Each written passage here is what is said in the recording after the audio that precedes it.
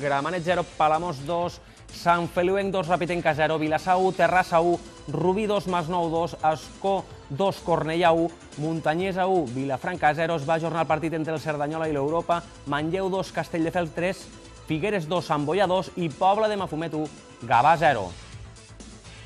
L'Ascó, líder de la classificació, és ben cert que l'Europa té un partit, com hem vist, pendent, però situació històrica per a la població riberenca, per al club i també per a les Terres de l'Ebre, per què no dir-ho, que un equip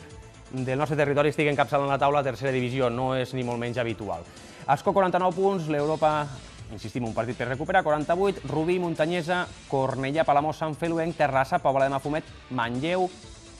Figueres, Castelldefels, Vilafranca, Cerdanyola. Aquestes posicions ja sabem que són compromeses perquè poden haver compensacions, Sant Boià, Masnou, Vilassar, i ara ja en zona de descens directe la Rapitenca, 24 punts,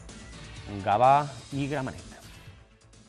La taula de golejadors, Manel Sala del Manlleu, 16 gols, Ernest del Rubí, 14, Òscar Muñoz del Cornellà i Javi Sánchez de l'Europa, 13 i Revert del Palamós, 12.